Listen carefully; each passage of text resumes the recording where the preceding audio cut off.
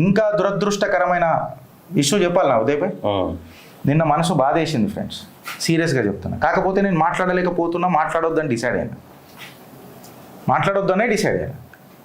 నా దేశ ప్రధానిని నరేంద్ర దామోదర్ దాస్ మోదీ గారిని, నా దేశ గృహ మంత్రిని అడ్డగోలుగా నిన్న కాంగ్రెస్ వాళ్ళు ఆడ కూర్చొని కమెంట్ చేస్తున్నారు. బీజేపీ నాయకుల ఇష్టం వచ్చినట్టు గలీజ్ మాటలు. అంజన్ కుమార్ యాదవ్ గారు అయితే అసలు ఏందో భాష నాకు అర్థం కాలే. కొత్త ఎమ్మెల్సీ దయాకర్ గారు వీళ్ళంతా ఇక దయాకర్ పాకిస్తాన్ని ప్రేమిస్తా అంటాడు, ఆయన గురించి మనం మాట్లాడకపోతే బెటర్. కానీ ఇంత ఘోరాతి ఘోరమైన కమెంట్లు చేస్తే పల్లెత్తు మాట అంటే మోదీ గారి చరిష్మా మీకు ఎలక్షన్లకు కావాలా? మోదీ గారు పేరు మాత్రం మీకు మీ రాజకీయ మనుగడకు కావాలా? అదే మోదీ గారిని ఎవరైనా తిడుతుంటే మాత్రం మాకు రక్తం మరుగుతుంది కార్యకర్తల లెక్క. వేరే వాళ్ళకి ఎందుకు, మీకు నాయకులకు ఎందుకు మరగదు? వాళ్ళకు కౌంటర్ ఎందుకు ఇవ్వలేరు? ఇష్టం వచ్చినట్టు. అంజన్ కుమార్ యాదవ్ గారు ఏమని మాట్లాడారండి?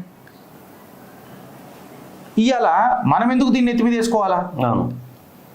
కరెక్ట్గా నేను ఇలా ఆన్ రికార్డ్ మాట్లాడుతున్నా ఈ విషయాలు. అంటే మీకు బాధ్యత లేదా?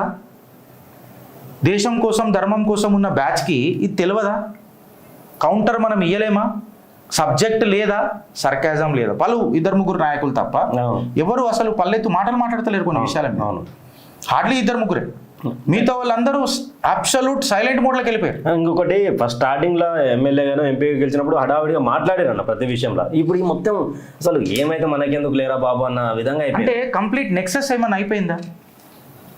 అంటే ఏ ప్రభుత్వం ఉంటే ఆ ప్రభుత్వంతో నెక్సెస్లా చేసి కార్యకర్తలను పాగాలు చేస్తున్నారా? ఇలా మీరు ఎంత అడ్డగోలుగా కమెంట్లు పెట్టినా నా మనసులో ఉన్న మాటలు నేను మాట్లాడుతున్నా.